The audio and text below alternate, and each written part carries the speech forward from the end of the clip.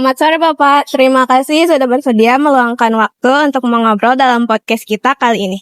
Di sini kami akan membahas satu topik yaitu data kebakaran di Kecamatan Cicalengka. Sebelum kita masuk ke topiknya, bolehkah Bapak memperkenalkan diri terlebih dahulu? Baik, nama saya Ikhwan Andiansyah. Saya bekerja sebagai pemadam kebakaran di bagian rescue atau regu penyelamat, di bagian tim rescue-nya. Langsung masuk ke pertanyaan ya. Dari tahun 2022, 2023 sampai 2024, kira-kira berapa banyak laporan kebakaran yang ditangani oleh petugas pemadam kebakaran setiap tahunnya? Kalau untuk pos Cicalengka secara spesifik itu kami tidak mencatat langsung karena datanya sudah masuk semua ke pusat. Jadi datanya ada di pusat di Makassar, di Kabupaten Bandung, di Makassar. Tetapi kalau data keseluruhan Kabupaten Bandung itu per 2 tahun ini saja itu sekitar 950 kejadian kebakaran yang kami tangani, dari mulai kejadian kebakaran rumah, lalu lahan dan sebagainya, itu sekitar 950 kejadian kebakaran yang kami tangani. Lalu bagaimana distribusi jenis kebakaran per tahun dan berapa persentasenya? Persentase pos Cicalengka spesifiknya kami kurang lebih 15,1% dari total keseluruhan. Dan pos Cicalengka ini menduduki posisi kedua sebagai pos terbanyak yang menangani kebakaran. Yang pertama itu adalah pos Makassar, yang kedua pos Cicalengka, dan yang ketiga adalah pos Ciparai. Kami sering sekali melaksanakan operasi kebakaran. Yang paling banyak adalah kebakaran rumah tinggal biasanya, yang paling banyak. Kira-kira berapa waktu respon dari laporan sampai tiba di lokasi? Oke. Pemadam kebakaran khususnya itu sudah diatur oleh Permendagri 114 tahun 2018 tentang standar pelayanan minimum. Jadi di sana sudah ditetapkan bahwasanya pemadam kebakaran harus memiliki respon time kurang dari 15 menit dari mulai penerimaan laporan, lalu pemberangkatan, perjalanan, dan persiapan peralatan. Tetapi ada juga daerah lain seperti Surabaya contohnya misalnya, mereka memberlakukan respon time itu 7 menit.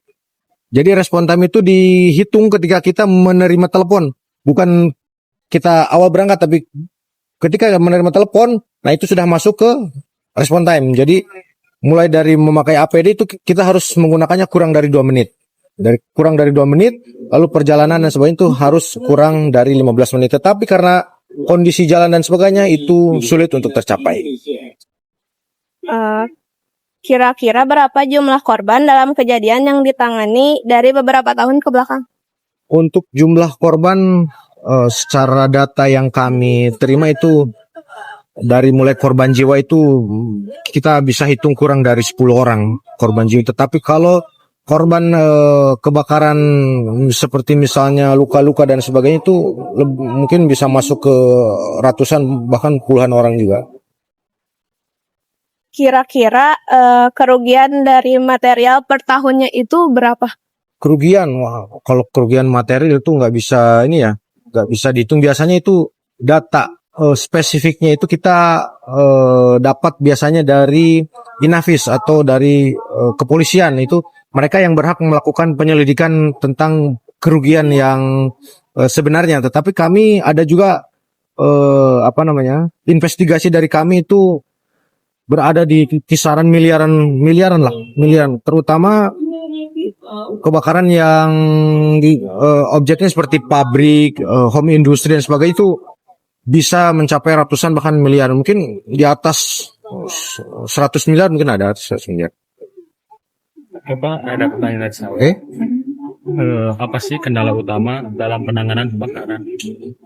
Kendala utama yang kami hadapi selama ini salah satunya adalah lambatnya penerimaan atau pelaporan masyarakat kepada tim pemadam kebakaran. Karena kami ini tidak bisa berangkat sebelum ada laporan. Kami tidak tahu, kami tidak akan meluncur, mobil ini tidak akan keluar dari kandangnya kecuali kalau kita menerima laporan. Kebanyakan orang-orang atau masyarakat itu mereka laporan hanya melakukan video. Mereka rekam video, Pak tolong ada kebakaran. Mereka unggah ke story-nya masing-masing tapi tidak melapor. Nah itu adalah salah satu kendala dari mulai pelaporan. Dan yang kendala selanjutnya biasanya kami dari jalan, akses jalan. Karena wilayah Kabupaten Bandung ini yang cukup luas dengan jalan yang sempit itu cukup menyulitkan kami dalam melaksanakan akselerasi mobil, terutama ketika pagi hari dan jam pulang kerja itu sulit sekali kami untuk menembus kemacetan. Oke, berapa jumlah armada operasional yang dimiliki pada tahunnya? Apakah kondisinya baik apa kurang baik? Armada kami kurang lebih ada 25 unit, terdiri dari unit pompa, unit rescue, dan ada juga unit milik pencegahan, itu beda lagi. Tetapi kalau untuk mobil pompa itu kami lumayan masih bisa dipakai dan masih layak untuk dipakai. Tetapi ada satu pos yang memiliki kendaraan yang tidak semestinya harus dipakai karena kekurangan kami itu harusnya rescue itu kan mempunyai mobil sendiri, kayak ini kan mobil rescue, tapi karena pos Cipara ini dia tidak punya mobil rescue, maka kita alih fungsikan mobil pompa menjadi mobil rescue. Kendalanya itu seharusnya kan mobil rescue, mobil pompa, tetapi pos Cipara karena keterbatasan anggaran kami, maka mobil pompanya kami alih fungsikan menjadi tim rescue, jadi mobil rescue ya. Oke, bagaimana penilaian Bapak terhadap kondisi alat dan perlengkapan saat ini? Kalau untuk perlengkapan, kami alhamdulillah tahun ini tiap tahun mengalami peningkatan kualitas dari mulai APD, kendaraan, peralatan, sarana dan prasarana.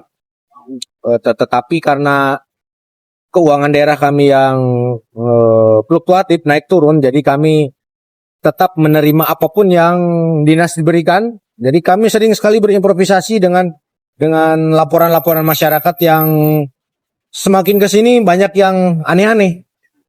Kalau di dinas itu tidak ada anggarannya. Seperti misal ada kunci yang masuk ke selokan, itu kita nggak bisa mengajukan magnet untuk melakukan evakuasi, itu kami beli sendiri. Semprotan untuk sarang tawon itu kita nggak bisa ajukan ke dinas karena nggak mungkin, harganya 5.000, kita nggak ajukan ke dinas, jadi kita beli sendiri. Nah gitu. Oke, berdasarkan pengalaman Bapak langsung, lokasi atau area seperti apa yang paling sering terjadi kebakaran? Yang paling sering terjadi kebakaran itu biasanya rumah tinggal. Kenapa rumah tinggal? Karena biasanya orang-orang ini mereka lalai terhadap akses listriknya. Seharusnya kabel listrik itu diganti per berapa tahun sekali, itu ada peraturannya. Tetapi karena masyarakat kita yang penting bisa jalan, mereka abai. Seperti terminal colokan dan sebagainya, atau charger HP dia simpan begitu, pakai simpan, tetapi tidak dicabut dari colokannya, itu menyebabkan kebakaran. Nah, kebanyakan kebakarannya itu disebabkan oleh listrik, biasanya rumah tinggal. Tetapi berbeda ketika musimnya itu musim panas.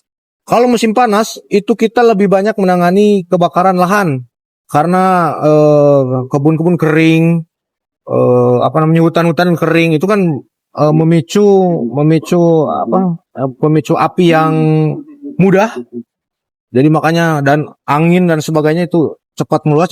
Jadi yang paling sering ketika musim biasa itu kita rumah tinggal, tapi kalau musim kemarau itu yang paling sering kita adalah kebakaran lahan biasanya.